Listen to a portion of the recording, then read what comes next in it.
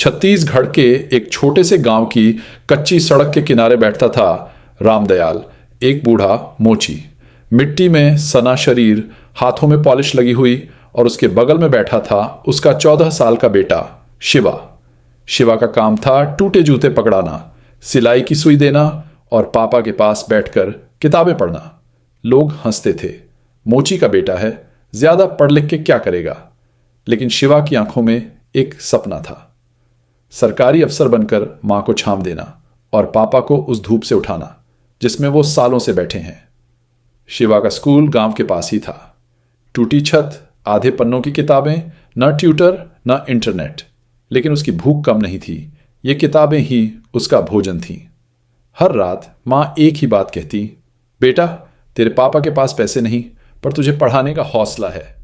शिवा रोज सुबह 5 बजे उठता, स्कूल जाता, दोपहर को घर लौटकर पापा के साथ बैठता, जूते सिलता और फिर रात को वापस किताबों में झुक जाता। एक दिन गांव में कुछ सरकारी अफसर आए, आईएएस ऑफिसर। शिवा ने उन्हें पहली बार देखा। सफेद कमीज, चमकते जूते और आंखों में आत्मविश्वास। वो अफसर शिवा के पास आए और पूछा, क्या बनना है बेटा? शिवा बोला, आप जैसा। अफसर मुस्कुराए, बन सकते हो, लेकिन मेहनत करनी पड़ेगी। अफसर बनने के लिए दिल बड़ा होना चाहिए।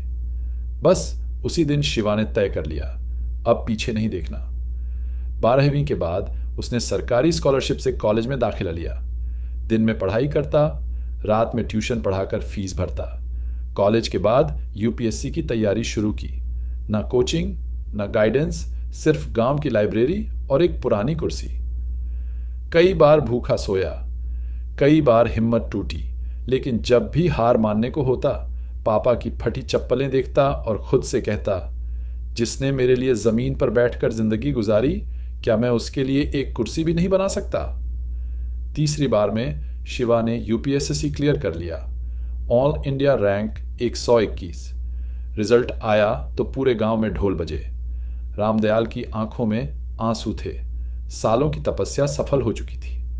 जब शिवा पहली बार अफसर की कुर्सी पर बैठा, उसने अपने पापा को बुलाया और कहा, आज मैं जो भी हूं इन हाथों की वजह से हूं। अब वो सिर्फ शिवा नहीं, आईएएस शिवा रामदयाल है।